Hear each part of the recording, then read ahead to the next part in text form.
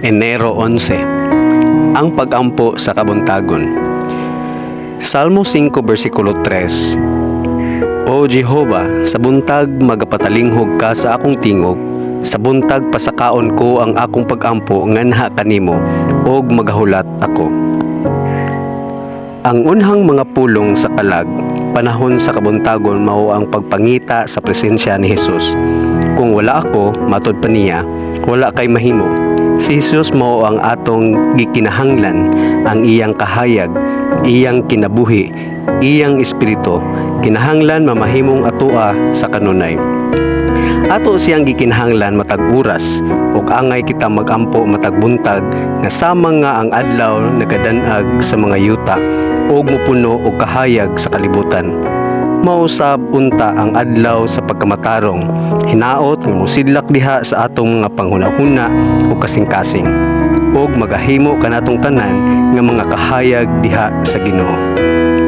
Dili kita makahimo og bisan unsa kun wala ang iyang presensya bisan sa usa ka gutlo.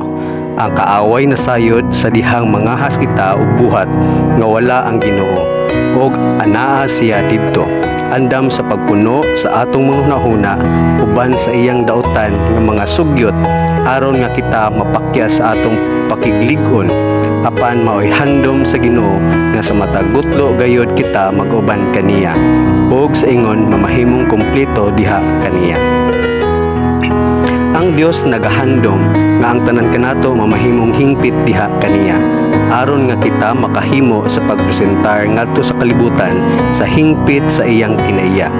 Gusto siya nga kita mamahimong gawaston gikan sa sala, aron nga dili nato mapakyas ang langit, ug aron nga dili nato mapaguol ang langit nung manunubos.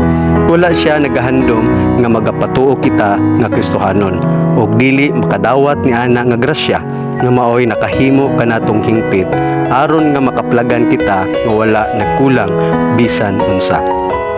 Ang pag-ampo o pagtuo dako og kahimuan nga walay gahom sa yuta ang makahimo. Talagsara sa tanang bahin nga mahimutang kita sa sama nga kahimutang sa kaduha nga panahon. Sa kanunay, aduna kitay bag-o nga mga talan-awon ug bag-o nga mga pagsulay nga labagon. Diin ang kanhi nga mga kasinatian dili paigo nga giya. Angay nato mabatunan ang kanunay nga kahayag nga nagagikan sa Dios. Si Kristo sa kanunay nagapadala og mga mensahe alang niadtong nagapaminaw sa iyang tingog. Kabahin sa plano sa Dios ang paghatag kanato ingon nga tubag sa pag-ampo nga adunay pagtuo kadtong dili niya igahatag kun wala kita nangayo niini.